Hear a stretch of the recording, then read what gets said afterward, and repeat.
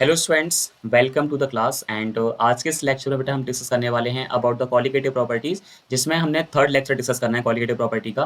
First lecture में हमने first qualitative property discuss किया था, जिसका नाम था relative lowering in vapour pressure. उसके बाद हमने सेकंड क्वालिटेटिव प्रॉपर्टी डिस्कस की थी, जिसका नाम था एलिवेशन इन बॉइलिंग पॉइंट। और आज के इस लेक्चर में हम थर्ड क्वालिटेटिव प्रॉपर्टी स्टार्ट करेंगे, जिसका नाम है डिप्रेशन इन फ्रीजिंग पॉइंट। ठीक है, तो आज थर्ड क्वालिटेटिव प्रॉपर्टी है डिप्रेशन इन फ्रीजिंग पॉइंट, इसके बारे में हम डिस्कस करेंगे डिटेल के अंदर।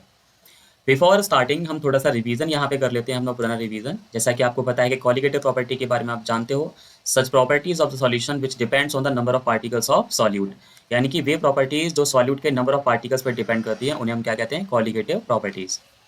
उसके बाद आपको पता है कि हम यहाँ पहले से ही एक फर्स्ट क्वालिटेटिव प्रॉपर्टी हमने स्टार्ट की थी, that is the RLVP, relative lowering in vapour pressure, जिसका फॉर्मूला था delta P upon P not is equals to XV for the dilute solution and delta P upon PS is equals to XV for the all solution. उसके बाद हमने second qualitative property start की थी, जो की थी elevation in boiling point. तो वहाँ पे हमने सीखा था कि डेल्टा TP अगर निकालेंगे, एलिवेशन निकालेंगे बॉइलिंग पॉइंट में, तो फॉर्मूला था KB into WB into 1000 upon MB into WA। ठीक है, इतना करने के बाद आज का टॉपिक है हमारे पास डिप्रेशन इन फ्रीजिंग पॉइंट। तो आपको पता होगा कि अभी तक हमारे पास क्या इन्फॉर्मेशन है वो देखते हैं। ठीक है, देखो जरा, मान के चलो कि बेटा आपके पास एक यहाँ पे प्योर सॉल्वेंट है, और ये सॉल्वेंट में जैसे ही आप एक नॉन वोलाटाइल सॉल्यूट यहाँ पे ऐड करते हो, तो अगर हम किसी सॉल्वेंट को लेकर के उसमें नॉन वोलाटाइल सॉल्यूट ऐड करते हैं, तो ऐड करने पर सबसे पहली चीज़ जो ऑब्जर्व होती है वो होती है कि सॉल्यूशन जो बन के आता है उसके वेपर प्रेशर में क्या हो जाता है, डिक्रीज हो जाता है। क्या होता है बेटा, वेपर प्रेशर डिक्रीज हो जाता है। अब वेपर प्रेशर जैसे ही डिक्रीज होता है, तो वहाँ पे उसका जो बॉइलिंग पॉइंट जो होता है बेटा, बॉइलिंग पॉइंट, वो इंक्रीज हो जाता है। उसकी वजह ये है कि अगर हम वेपर प्रेशर की बात करते हैं, तो वेपर प्रेशर जो होता है बेटा, बॉइलिंग पॉइंट के इन्वर्सली प्रोपोर्शनल होता है ना। यानी कि बॉइलिंग पॉइंट जो होगा वो इंक्रीज हो जाएगा अगर वेपर प्रेशर डिक्रीज होगा।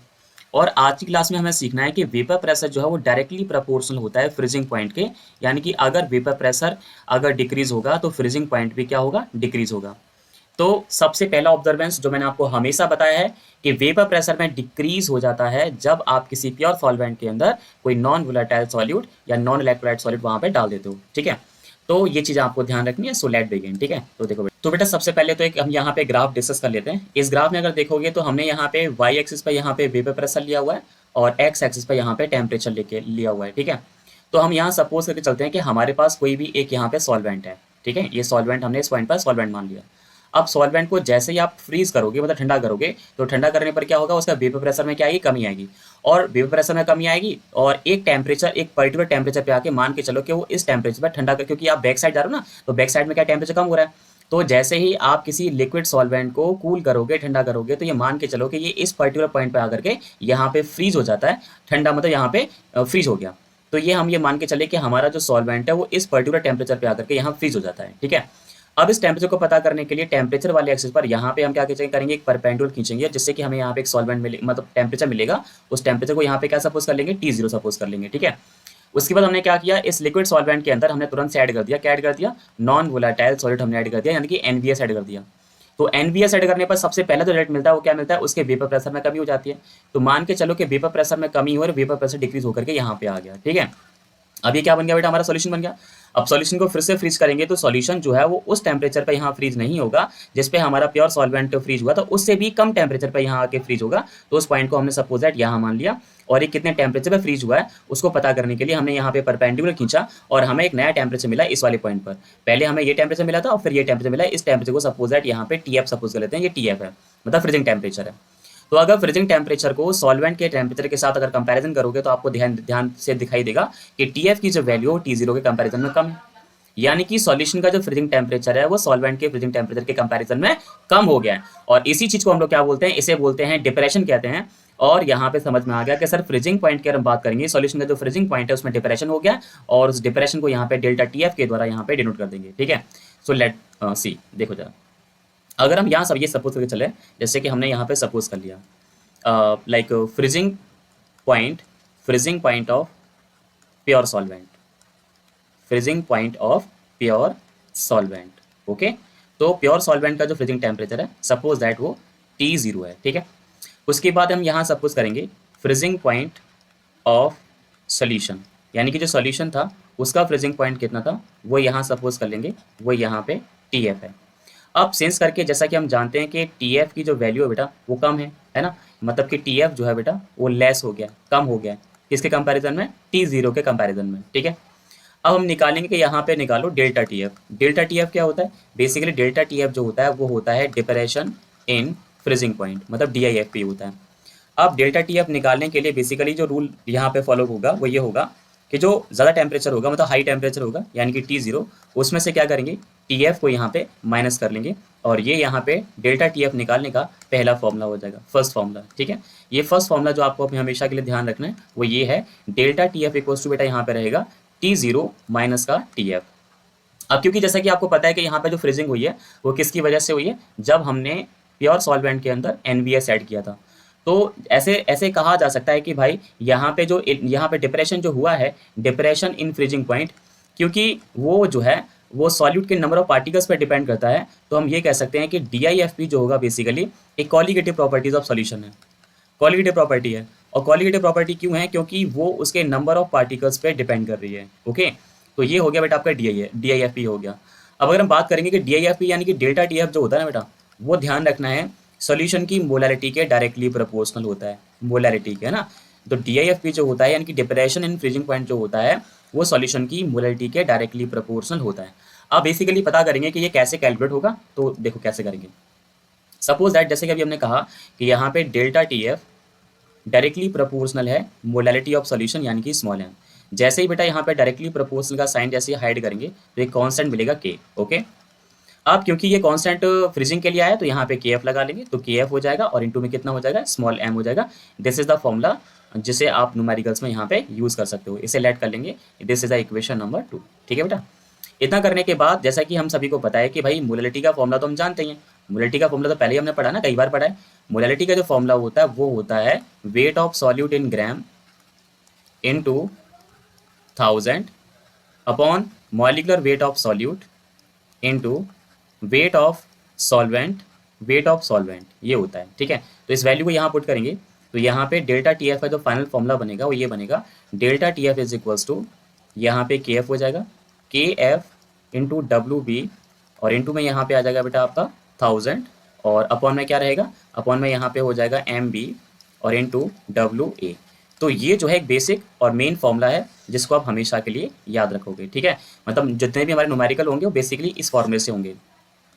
अगर इसी फॉर्मूले को अगर एम बी के फॉर्म में अगर यहाँ पे मैनिपुलेट करेंगे फॉर्मूले को, तो यहाँ पे एम बी इक्वल्स टू हमारे पास आ जाएगा द के एफ हो जाएगा बेटा, के एफ और इंटू कितना हो जाएगा डब्ल्यू बी, और इंटू में कितना हो जाएगा 1000, और अपॉन में कितना होगा, अपॉन में यहाँ पे आ जाएगा डेल्टा टी एफ आ जाएगा, और इंटू में कितना हो जाएगा डब्ल्यू ए। तो आप एक इस वाले फॉर्मूले को भी यहाँ पे याद रखोगे, ठीक है बेटा। ये कुछ फॉर्मूले हैं जो न्यूमेरिकल में यूज होंगे। This is the equation number 4। अब हम बात करेंगे यहाँ पे जो आपने के एफ यूज़ किया है ना, के एफ। तो के एफ को बेटा हम यहाँ पे कहते हैं मोलर डिप्रेशन कांस्टेंट, ठीक है बेटा। क्या बोलते हैं, मोलर डिप्रेशन कांस्टेंट। तो इसका आपको नाम ध्यान रखना है बेटा, molar depression constant, molar depression constant बेटा इसे यहाँ पे कहते हैं। और एक इसका स्पेशल नेम और भी है, तो के एफ का एक स्पेशल नेम है जिसे हम लोग बोलते हैं क्रायोस्कोपिक कांस्टेंट, ठीक है बेटा। तो ये भी आप ध्यान रखोगे, क्रायोस्कोपिक, तो इसे क्रायोस्कोपिक कांस्टेंट भी कहा जाता है। तो डियर स्टूडेंट्स आप इस नाम को भी आप यहाँ पे याद रखिएगा, ठीक है। अब बात करेंगे अगर हम वाटर मॉलिक्यूल की बात डिस्कस करेंगे, मतलब अगर मान लो कि हमारा सॉल्वेंट है यानी कि ए जो है वाटर है, तो वाटर के लिए बेटा आपको के एफ की वैल्यू पता होना चाहिए। तो वाटर के लिए जो के एफ होता है बेटा, के एफ की वैल्यू होती है 1.86 केल्विन, और यहाँ पे के जी, और यहाँ पे मोल इनवर्स। तो वाटर के लिए बेटा आप ध्यान रखेंगे, वाटर के लिए जो वैल्यू जो होती है के एफ की वो 1.86 है, जो कि बिना बताए आपको याद रखनी है। और के एफ की यूनिट तो आपको पता हो ही गई, के एफ की जो यूनिट है क्या होती है, के एफ की यूनिट होती है केल्विन, और यहाँ पे आ जाएगा के जी, केल्विन के जी मोल इनवर्स, ठीक है बेटा। तो ये के एफ की आप यूनिट यहाँ पे याद रखोगे। अब हम बात करेंगे कभी कभी क्या, देखो एक आपको ये फॉर्मूला ध्यान रखना है, ठीक है, और एक फॉर्मूला ये ध्यान रखना है डेल्टा टी एफ का, एक एम बी का फॉर्मूला ध्यान रखना है, और आपको के एफ की वैल्यू यहाँ पे याद रखनी है, ठीक है। इतना करने के बाद यहाँ पे कभी कभी क्या होता है कि के एफ आपको गिवन नहीं होता, तो उसको कैलकुलेट भी कर सकते हैं, कैसे करेंगे वो देखो जरा। तो यहाँ पे हम लिखेंगे कैलकुलेशन, कैलकुलेशन ऑफ के एफ, मतलब के एफ को कैसे कैलकुलेट किया जाए। तो के एफ निकालने का बेटा फॉर्मूला ये होता है K F equals to K F equals to R T not square, R T not square upon 1000 L F, 1000 L F, ये बेटा यहाँ फॉर्मूला रहेगा। के एफ इक्वल्स टू फॉर्मूला क्या रहेगा, are T not square upon 1000 L F. अगर हम यहाँ पे एल एफ की बात करेंगे बेटा, तो यहाँ पे एल एफ जो होता है बेटा, वो होता है सॉल्वेंट की latent heat of freezing, latent heat of freezing. तो एल एफ की बात करेंगे तो ये बेटा होती है आपकी लेटेंट हीट ऑफ फ्रीजिंग होती है, ठीक है, लेटेंट हीट ऑफ फ्रीजिंग। अब क्योंकि हीट के बारे में जानते हैं कि भाई हीट एक एनर्जी है, अब हीट एनर्जी है क्योंकि ये दो फॉर्म में दी जा सकती है, ये आपको कैलोरी के फॉर्मेट में दी जा सकती है और यह हो सकता है कि आपको जूल की फॉर्मेट में दी जाए। तो अगर देखो जैसे कि मान लो कि कैलोरी की फॉर्मेट में दी है, तो अब यहाँ पे जो आर की यानी कि आर एन गैस कॉन्स्टेंट जो दे रखा है उसकी वैल्यू यहाँ पे लगाओगे बेटा, वो हो जाएगी हमारे पास 8 पॉइंट कैलोरी वाला ना, तो कैलोरी के लिए आप यहाँ पे लगाओगे 1.987, ठीक है, 1.987 calorie kelvin inverse, calorie kelvin inverse mole inverse. और अगर मान लो कि एल एफ की जो वैल्यू जूल में दी जाए, तो जूल के लिए आर की वैल्यू जो लगेगी बेटा वो आएगी हमारे पास 8.314, और यहाँ पे जूल और यहाँ पे कैल्विन इनवर्स और यहाँ पे मोल इनवर्स, ये दो वैल्यू आप ध्यान रखोगे। अब एक चीज़ और ध्यान रखनी है आपको यहाँ पे, अगर हम जैसे सपोज दैट यहाँ पे टी नॉट भी अगर कोई पूछ लेता है, तो टी नॉट या टी जीरो जो रहेगा वो क्या रहेगा, ये रहेगा boiling point of pure solvent, boiling point of pure solvent. तो जो प्योर सॉल्वेंट था ये उसका बॉइलिंग पॉइंट रहेगा। मान लो कि लेटेंट हीट ऑफ फ्रीजिंग नहीं दे रखी है, एंथैल्पी ऑफ फ्रीजिंग दे रखी है, तो एंथैल्पी ऑफ फ्रीजिंग का फॉर्मूला होता है del H freeze, del H freeze यानी कि एंथैल्पी ऑफ फ्रीजिंग, और अपॉन में बेटा यहाँ पे आपका आ जाएगा मॉलिक्यूलर मास ऑफ सॉल्वेंट, ये रहेगा। अगर इस वैल्यू को यहाँ से यहाँ रख देंगे तो हमारे पास फॉर्मूला यहाँ पे आ जाएगा K F equals to R T not square, R T not square, और यहाँ पे एम ए, और अपॉन में कितना होगा, यहाँ पे आ जाएगा 1000, और यहाँ पे डेल्टा एच फ्रीज, ठीक है, डेल्टा एच फ्रीज, ये आ जाएगा बेटा। तो आप इस वाले फॉर्मूले की हेल्प से भी अपनी के एफ की कैलकुलेशन यहाँ पे कर सकते हो। अगर हम यहाँ पे डेल एच फ्रीज की बात करेंगे, डेल एच फ्रीज यहाँ पे क्या है, so this is the enthalpy of freezing, है ना बेटा। इसे हम लोग क्या बोलते हैं, इसे बोलते हैं enthalpy of freezing, enthalpy of freezing बेटा इसे कहा जाता है। तो ये बेटा आप लोग बात यहाँ पे ध्यान रखिएगा, ठीक है। तो ओवरऑल यहाँ पे हमने पढ़ लिया, हमने पढ़ा कि भाई ये क्या होता है, मतलब ये क्या होता है, डीआईएफपी क्या होता है। तो डीआईएफपी के बारे में हमने समझ लिया कि भाई जब किसी प्योर सॉल्वेंट के अंदर अगर हम एनवीएस ऐड करते हैं तो वेपर प्रेशर में कमी होती है, जिसकी वजह से उसके फ्रीजिंग टेम्परेचर में भी कमी हो जाती है। डेल्टा टी एफ निकालते हैं, T zero minus T F, T F यहाँ पे फ्रीजिंग टेम्परेचर है सोल्यूशन का, और टी एफ जो है फ्रीजिंग टेम्परेचर सोल्यूशन का, और टी जीरो यहाँ पे सॉल्वेंट का फ्रीजिंग टेम्परेचर है, ठीक है। ये डायरेक्टली प्रोपोर्शनल मोलरिटी के होता है। आपको ये 2-3 फॉर्मूले आपको ध्यान रखने। पानी के लिए बात हो रही हो तो पानी के लिए देखो के एफ के साथ साथ एक चीज़ और ध्यान रखो, पानी के साथ अगर हम यहाँ पे मान के चलो कि हम बात कर रहे हो, किसकी बात कर रहे हो, हम टी जीरो की बात और कर लेते हैं, पानी के साथ टी जीरो और ध्यान रखो, ठीक है। तो पानी के साथ टी जीरो और बता कर लेते हैं, ठीक है। अगर हम बात कर रहे हो यहाँ पे पानी की, सो लेट सी, तो बेटा हम बात कर रहे थे पानी के लिए बात कर रहे हैं, तो पानी के लिए ध्यान रखना है कि जो के एफ की जो वैल्यू होती है दैट इज द 1.86, और जो टी जीरो वैल्यू जो होती है पानी के लिए दैट इज द एक तो 0 डिग्री सेल्सियस ले सकते हैं क्योंकि पानी 0 डिग्री सेल्सियस से फ्रीज हो जाता है, और अगर आप कैल्विन में लेंगे तो वो हमारे पास हो जाएगा 273.15 कैल्विन। ये चीज़ आपको ध्यान रखनी है। अब बेटा यहाँ से रिलेटेड हम कुछ क्वेश्चन करने वाले हैं और देखते हैं कि यहाँ पे क्या होगा, ठीक है, लेट्स सी। तो कुछ क्वेश्चन यहाँ पे करेंगे हम लोग, देखो बेटा क्वेश्चन कैसे होंगे, let's see. Okay, so let's see बेटा, क्वेश्चन कहा गया है आपको निकालना है, कैलकुलेट करना है बेटा, क्या निकालना है, मोलर डिप्रेशन कांस्टेंट निकालना है बेटा। क्या निकालना है बेटा, molar depression constant. Molar depression constant क्या होता है, के एफ होता है। तो के एफ की तो बेटा आस्किंग की गई है, तो K F equals to question mark हो गया। Solvent which has freezing point, इसका जो फ्रीजिंग पॉइंट है बेटा वो इतना है हमारे पास, है ना। एक सॉल्वेंट का फ्रीजिंग टेम्परेचर दे रखा है यानी कि टी जीरो दे रखा है, वो है हमारे पास 16.6 यहाँ पे डिग्री सेल्सियस, यहाँ पे सॉल्वेंट का फ्रीजिंग टेम्परेचर हो गया। उसके बाद बेटा हमें दे रखा है यहाँ पे लेटेंट हीट ऑफ यहाँ पे फ्यूजन दे रखा है ना। तो यहाँ पे लेटेंट हीट ऑफ फ्यूजन की बात करेंगे तो वो हमें दे रखे यहाँ पे, अगर हम एल एफ की बात करेंगे, लेटेंट हीट ऑफ फ्यूजन जो दे रखा है वो है हमारे पास लाइक 180.75, और यहाँ पे जूल और यहाँ पे ग्राम इनवर्स, ये दे रखी है बेटा, ठीक है। ओके, ये दे रखी है। तो अब हम लोग यहाँ पे क्या करेंगे वो ये देखते हैं। सबसे पहले हम लोग एक काम करना होगा कि यहाँ पे के एफ का फॉर्मूला ध्यान रखेंगे। के एफ का फॉर्मूला मैंने आपको बताया था, के एफ की जो फॉर्मूला होता है बेटा वो होता है आर, और यहाँ पे T not square, R T not square upon 1000, और यहाँ पे एल एफ, ये फॉर्म सीखा था ना। तो टी नॉट हमको गिवन है, लेकिन अगर हम आर की बात करेंगे तो आर की जो वैल्यू होती है वो होती है बेटा हमारे पास 8.314 जूल कैल्विन इनवर्स, और यहाँ पे मोल इनवर्स। यानी कि हमें टेम्परेचर जो लेना है वो किस में लेना है, केल्विन लेना है।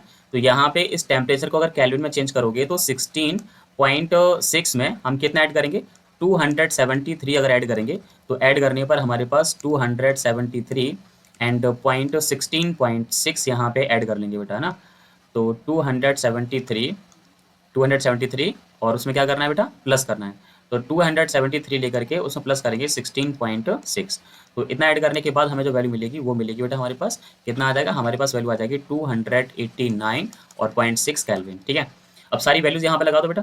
तो यहाँ पे के एफ की जो वैल्यू रहेगी that is the R value हमारे पास जो है बेटा वो 8.314 है।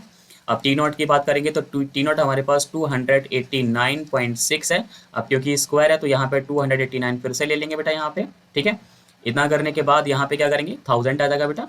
और उसके बाद यहाँ पे एल एफ की जो वैल्यू बेटा वो है हमारे पास 180 और पॉइंट यहाँ पे 75। ठीक है, तो एक काम कर लेते हैं, पहले हम लोग यहाँ पे जितने भी डेसिमल डिजिट है इनको थोड़ा राउंड करके हटा लेते हैं।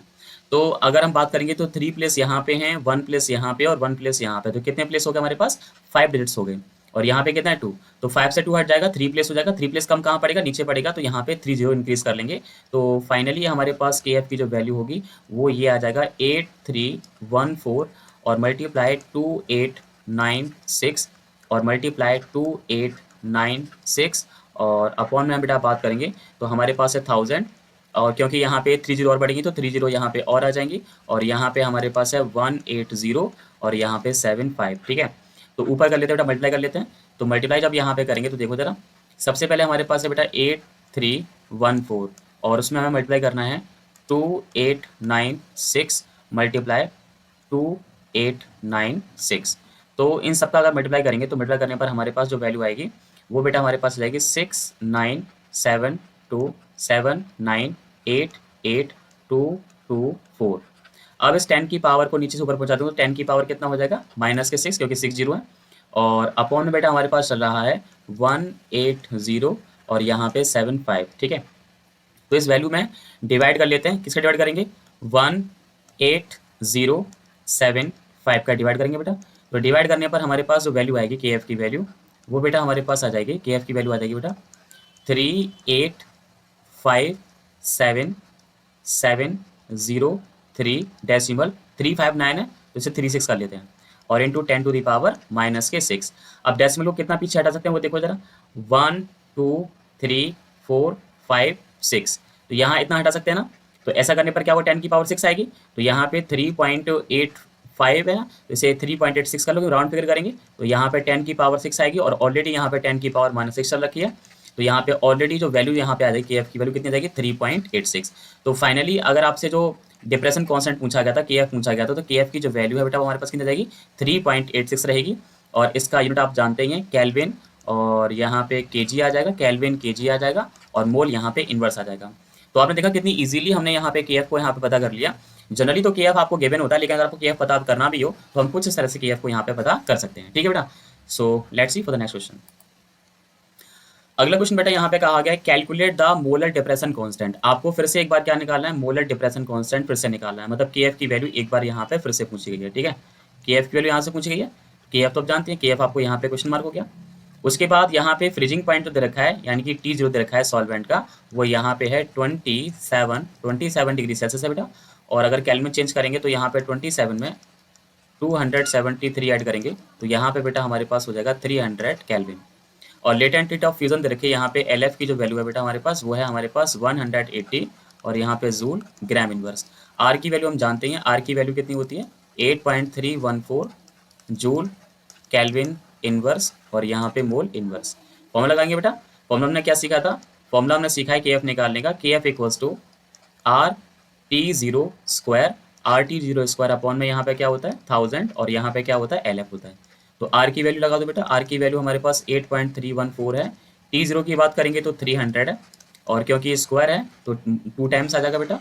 उसके बाद यहाँ पे 1000 आ जाएगा और यहाँ पे एल एफ की वैल्यू बात करेंगे तो यहाँ पे 180 है। ठीक है, तो यहाँ पे 1 2 3 एंड 4 जीरो है तो 1 2 3 4 जीरो कट जाएंगी, 3 से 18 कट जाएगा, 6 टाइम कट जाएगा, 3 से 6 कट जाएगा 2 टाइम्स और 2 से कैंसिल करेंगे तो 2 4 ज़ा 8 और यहाँ पे 2 1 ज़ा 2 एंड 2 5 जा 10 एंड 2 7 जा 14, यानी कि जो के एफ की जो वैल्यू बेटा हमारे पास वो हमारे पास आ जाएगा 4.157। और के एफ की यूनिट आप जानते ही हैं क्या होती है, के एफ की यूनिट केल्विन के जी मोल इनवर्स। ठीक है बेटा, I hope you people understand very well about the calculation of के एफ।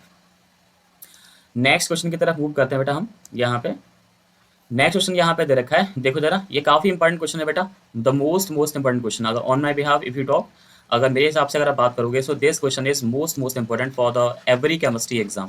हर एक केमिस्ट्री एग्जाम के लिए काफी ज्यादा इंपॉर्टेंट क्वेश्चन है। So let's see what is giving. तो कहा गया एक एक्वेयस सॉल्यूशन है जिसमें 5% वेट के बिहाफ पर यूरिया है और 10% वेट के बिहाफ पर ग्लूकोज है। तो मैंने क्या किया, एक तरफ बेटा यहाँ पे लिख दिया मैंने, यहाँ पे लिखा 5%।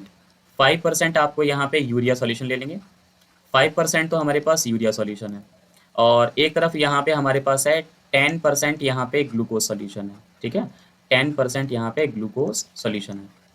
तो परसेंट वाला केस मैंने आपको सिखाया। परसेंट वाले केस में क्या होता है कि जो डब्ल्यू बी जो होती है बेटा वो यहाँ पे कितनी हो जाएगी, यहाँ पे 5 हो जाएगी, 5 ग्राम मान लेंगे। और डब्ल्यू ए जो होगा वो 100 में से माइनस करके हमारे पास वट एवर जो भी है वो आ जाएगा 95 ग्राम आ जाएगा। और अगर हम ग्लूकोज के केस की बात करेंगे तो ग्लूकोज के लिए जो डब्ल्यू बी की जो वैल्यू होगी बेटा वो हमारे पास 10 हो जाएगी, 10 ग्राम हो जाएगी। और डब्ल्यू ए जो होगा वो 100 माइनस 10 यानी कि हमारे पास 90 ग्राम हो जाएगा। ठीक है, what will be the freezing point, मतलब फ्रीजिंग पॉइंट निकालना है कि फ्रीजिंग पॉइंट सॉल्यूशन का यहाँ पे क्या होगा, फ्रीजिंग पॉइंट निकालो। ठीक है, तो आपको फ्रीजिंग पॉइंट निकालना है, मतलब कि सॉल्यूशन का फ्रीजिंग पॉइंट यानी कि टीएफ आपको यहाँ पे कैलकुलेट करना है। जबकि सॉल्वेंट का फ्रीजिंग टेम्परेचर सभी जानते हैं, सॉल्वेंट का जो फ्रीजिंग टेम्परेचर होता है वो कितना होता है, 0 डिग्री सेल्सियस या फिर हमारे पास 373 केल्विन, दोनों में से आप कोई सा भी यहाँ पे ले सकते हैं। तो सपोज दैट आपने यहाँ पे लिया 373 केल्विन। ओके, इतना करने के बाद अगर हम यूरिया की बात करेंगे तो यूरिया का यहाँ पे जो मॉलिक्यूलर मास होता है बेटा वो होता है 60 होता है, 60 ग्राम मोल इनवर्स। और अगर हम ग्लूकोज की बात करेंगे तो ग्लूकोज का जो मॉलिक्यूलर मास होता है वो होता है बेटा हमारे पास 180 ग्राम मोल इनवर्स। तो मैं आपको एज अ ट्रिक आपको बताना चाहता हूँ कि जब भी हमारे पास इस तरह से दो सॉल्यूशन गिवन होते हैं, मतलब एक सॉल्यूशन यहाँ एक साइड चल रहा होता है और वहीं दूसरा सॉल्यूशन एक साइड चल रहा होता है, तो इस क्वेश्चन को करने की ट्रिक ये होती है कि पहले वाले पार्ट को हम यूज़ करके पहले तो यहाँ से हम के एफ जो होता है वो पैसे के एफ यहाँ दे रखा है, उस के एफ को यहाँ सॉल्वेंट के लिए हम यूज़ करेंगे, वट एवर जो भी वैल्यू यहाँ निकलेंगी वो यहाँ देख लेते हैं। सो लेट बिगिन, इस वाले क्वेश्चन को करते हैं बेटा। अच्छा, दोनों का ही निकाला, what will be it's freezing point, तो फ्रीजिंग पॉइंट निकालते हैं। पानी का फ्रीजिंग पॉइंट यहाँ पे दे रखा है। सो लेट सी, अगर हम बात करेंगे, हमने यहाँ पे फॉर्मूला पढ़ा था, क्या पढ़ा था, हमने पढ़ा था delta T F. Delta T F equals to, formula क्या पढ़ा था हमने, के एफ पढ़ा था इंटू डब्ल्यू बी, और इंटू में कितना होता है बेटा 1000 होता है, अपॉन में कितना होता है बेटा एम बी होता है, इंटू में क्या होता है डब्ल्यू ए। तो delta T F, delta T F की बात करेंगे वो बाद में लिख लेंगे, इक्वल के नीचे इक्वल, के एफ की वैल्यू बात करेंगे 1.86 है, और डब्ल्यू बी हमारे पास बेटा 5 है, एंड यहाँ पे 1000 हो जाएगा, अपॉन में एम बी यहाँ पे हमारे पास बेटा 60 है, और डब्ल्यू ए की बात करेंगे तो डब्ल्यू ए हमारे पास 95 है।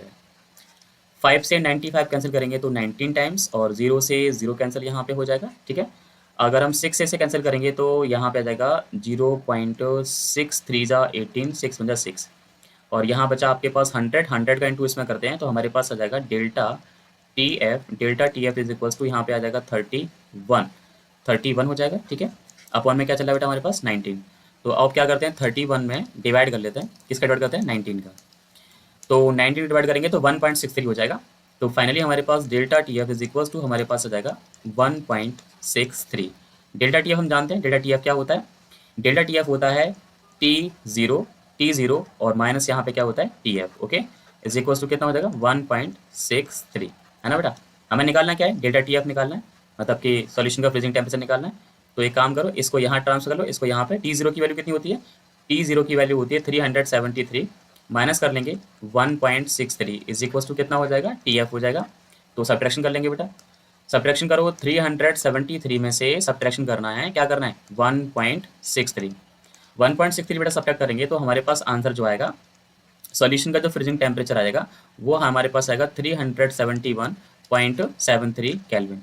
अब यहाँ पता करना है कि हमने जो कैलकुलेशन किया हमारा आंसर यहाँ पे करेक्ट है या फिर नहीं है। तो देखो, सॉल्वेंट का फ्रीजिंग टेम्परेचर 373 है और सॉल्यूशन का जो निकल के आया वो 371 है, जो कि उसके कंपैरिजन में कम है, और कम आया है मतलब डिप्रेशन हुआ, और हम जानते हैं कि डिप्रेशन होना ही ये क्लियर है। तो मतलब यहाँ पे सॉल्यूशन का जो टेम्परेचर जो आना चाहिए वो हमेशा सॉल्वेंट से कम आना चाहिए, और इसी के लिए यहाँ पे अपने आप यहाँ पे कर लेंगे, डू योर सेल्फ। ठीक है, ये वाला क्वेश्चन जो अपने आप कर लेंगे।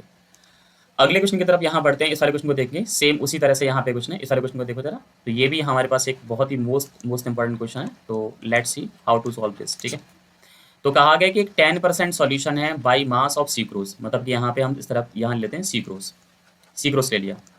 सीक्रोज का जो मॉलिक्यूलर मास होता है बेटा वो होता है 342। ओके, तो सीक्रोज का 10% सॉल्यूशन है ना, सीक्रोज का कितना है भाई हमारे पास 10% सॉल्यूशन। तो 10% को कैसे सॉल्व करेंगे, डब्ल्यू बी की जो वैल्यू होगी बेटा वो 10 ग्राम आ जाएगी, और डब्ल्यू ए जो होगा वो 100 माइनस 10 यानी कि 90 ग्राम हो जाएगा। ओके, और कहा गया है कि इसका हैज़ ए फ्रीजिंग, फ्रीजिंग दे रखा है, सॉल्यूशन का जो फ्रीजिंग टेम्परेचर बताना है, यानी कि आपको दे रखा है टी एफ। तो टी एफ जो है बेटा हमारे पास वो है 269.15 kelvin. Calculate the freezing point of 10% glucose, तो आपको 10% ग्लूकोज का फ्रीजिंग निकालना है भाई। तो एक तरफ वहाँ पे सीक्रोज था, अब एक तरफ यहाँ पे क्या आ गया, ग्लूकोज आ गया। और ग्लूकोज का जो मॉलिक्यूलर मास होता है प्यारे बच्चों, हम सभी जानते हैं वो कितना होता है, 180 होता है। इसका आपको फ्रीजिंग निकालना है बेटा। ठीक है, फ्रीजिंग यहाँ पे आपको निकालना है। अब 10% इसका भी है, तो इसका भी क्या होगा, डब्ल्यू बी जो होगा वो कितना होगा, 10 होगा, और डब्ल्यू ए जो होगा वो कितना होगा बेटा, यहाँ पे 90 होगा। ठीक है, 90 ग्राम एंड 10 ग्राम।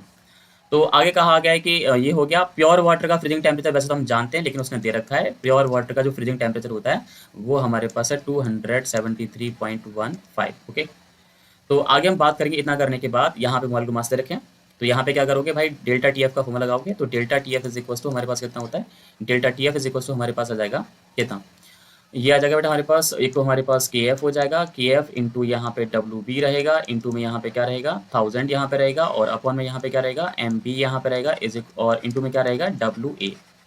तो यहाँ पे सारी वैल्यूज गिवन है लेकिन यहाँ पे के एफ गिवन नहीं है, तो पहले यहाँ पे के एफ निकाल लेते हैं। ठीक है, तो के एफ इक्वल टू निकालो, के एफ इक्वल टू कितना होगा, डेल्टा टी एफ होगा। तो डेल्टा टी एफ इंटू में कितना हो जाएगा एम बी, इंटू में कितना हो जाएगा डब्ल्यू ए, और अपॉन में कितना होगा डब्ल्यू बी, और इंटू में कितना हो जाएगा बेटा यहाँ पे 1000। ठीक है, सॉल्व कर दे रहे से डेल्टा टी एफ की वाली बात करेंगे। डेल्टा टी एफ क्या होता है, T zero minus T F. तो टी जीरो हमारे पास कितना है, टी जीरो है बेटा हमारे पास 273 और पॉइंट यहाँ पे 15, और टी एफ हमारे पास है 269.15। ओके, ये हो गया। एम की बात करेंगे तो एम हमारे पास है 342 क्योंकि शुगर की बात कर रहे हैं, और डब्ल्यू ए जो है बेटा हमारे पास वो है 90। ठीक है, इतना हो गया। इतना करने के बाद हम लोग क्या करेंगे, यहाँ पे डब्ल्यू बी जो हमारे पास बेटा वो है 10, और इंटू में यहाँ पे चल रहा है 1000 इज इक्वल्स टू, यहाँ पे इसमें से इस वैल्यू को सब्ट्रैक्ट करेंगे तो यहाँ बचेगा 4, तो यहाँ 4 और यहाँ पे 342 और यहाँ पे ये हो गया 90, और अपॉन में यहाँ पे हमारे पास हो गया 10,000। ठीक है बेटा, इसे मान लेंगे इक्वेशन नंबर 1। आगे हम क्या करेंगे, ये जहाँ से जो के एफ की वैल्यू बेटा जो हमने ऑप्शन की है, इस वैल्यू को यहाँ पे सेकंड टाइम के लिए पुट कर देंगे क्योंकि सॉल्वेंट वहाँ पे वही है। अब क्या करेंगे, नाउ अब हम एक काम करने वाले हैं, एक काम करो, अब सीक्रोज के लिए बात करते हैं। तो सीक्रोज के लिए अगर हम के एफ की वैल्यू निकालेंगे तो के एफ का भी हमने फॉर्मूला सीखा था कि इसके लिए के एफ का फॉर्मूला रहेगा बेटा आपका डेल्टा टी एफ, और मल्टीप्लाई यहाँ पे क्या आ जाएगा मॉलिकुलर मास, एंड यहाँ पे डब्ल्यू ए, और अपॉन में कितना आ जाएगा, यहाँ पे आ जाएगा लाइक 1000, जैसे कि अभी हमने फॉर्म लगाया था delta T F into M B into W A, upon में डब्ल्यू बी इंटू 1000 हो जाएगा, डब्ल्यू बी इंटू 1000। तो यहाँ पे W B into 1000, W B into में यहाँ पे हो जाएगा बेटा 1000। ठीक है, इतना हो गया। इतना करने के बाद के एफ अभी आप निकाल के आओ, के एफ की लगा दो यहाँ से। तो के एफ की जो वैल्यू है वो है 4 इंटू 342 इंटू 90, और अपॉन में यहाँ पे 10,000। ठीक है, ये वैल्यू लगा दो बेटा। तो के एफ की जो वैल्यू है बेटा वो हमारे पास है लाइक कितनी है, हमारे पास 4 है, और यहाँ पे 342 है, और इंटू में यहाँ पे कितना हमारे पास इंटू हमारे पास है 90, तो यहाँ पे 90 आ जाएगा, और अपॉन में कितना चला बेटा हमारे पास 10,000। ठीक है, डेल्टा टी एफ यहाँ निकालेंगे वही।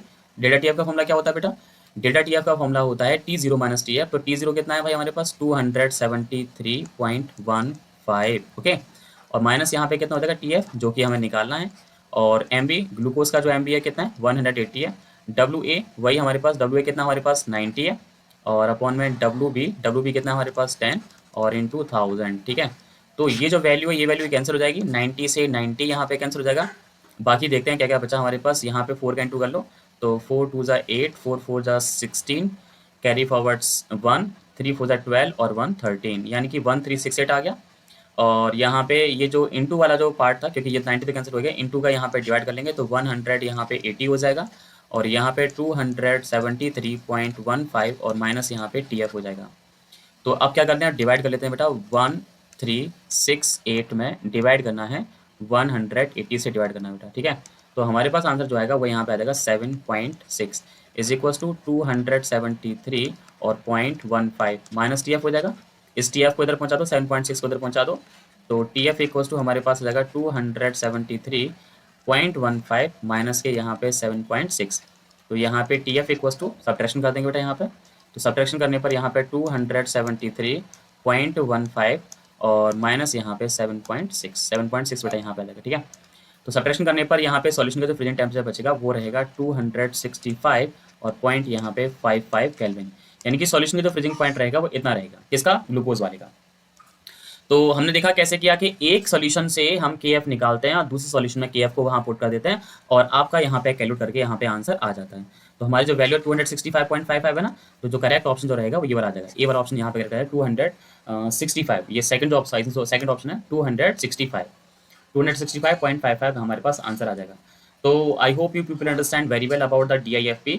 तो DIFP के बहुत सारे क्वेश्चंस होते हैं बेटा, आप क्वेश्चन यहाँ पे लगा सकते हो बड़ी आराम से, सारे क्वेश्चन यहाँ सॉल्व कर सकते हो। अगर आपको फिर भी कोई दिक्कत अगर आती है, कोई न्यूमेरिकल दिक्कत करने में दिक्कत आती है, तो आप मुझे कमेंट बॉक्स में कमेंट कर सकते हो या आप मुझे पर्सनली जो है व्हाट्सएप कर सकते हो मेरे पर्सनल व्हाट्सएप नंबर पर, जो कि सभी को पता होगा, सभी जानते होंगे। मेरा पर्सनल व्हाट्सएप नंबर क्या है बेटा, 9557080802, ठीक है बेटा।